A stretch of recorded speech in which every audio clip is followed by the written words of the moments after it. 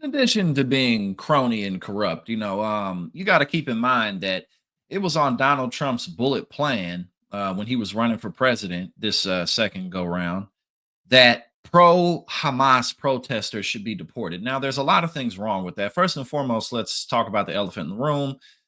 Pro Hamas in this circumstance means pro Palestine. So people who are in favor of protecting Palestinian lives, people who want to see the United States loosen or end its support of Israel's military expansion into Gaza, taking Palestinian land, people who would like to see the United States stop funding the genocide, they are considered pro Hamas. So definitely don't let that slip past your attention. That's absolutely what this means.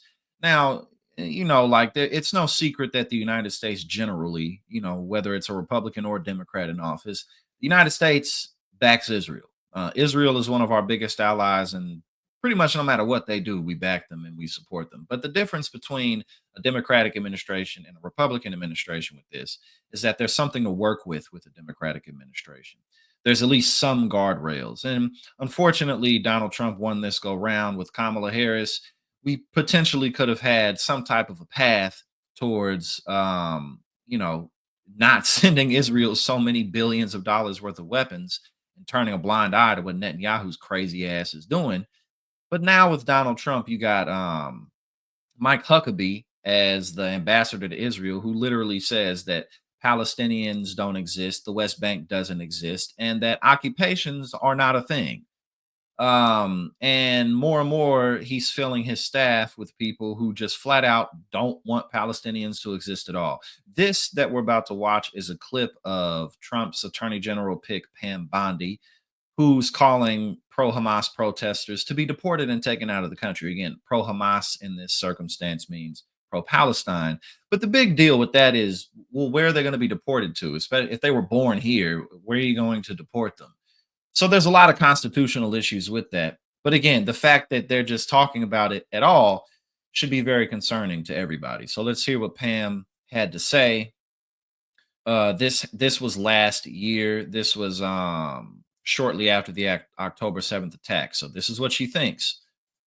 You look around, the thing that's really the most troubling to me, these students in universities in our country, whether they're here as Americans or if they're here on student visas, and they're out there saying, I support Hamas. You and I have seen that on all of these television shows. Frankly, they need to be taken out of our country, or the FBI needs to be interviewing them right away when they're saying, I support Hamas, I am Hamas. That's not saying I support all these poor Palestinians who are trapped in Gaza. That's not what they're saying. So I think their student visas need to be revoked. I think we need to reinstate President Trump's travel ban immediately. Again, so again, here we go. The travel ban. The travel ban on Muslims. If you're Muslim, you shouldn't come into this country. This is just butt naked racism. That's all this is. It's just racism on its face, no hiding it. And again, like I said, on Trump's bullet point list of what he was going to do when he came in office, he said, deport pro Hamas protesters and make American campuses safe and patriotic again. That was basically it, word for word, verbatim.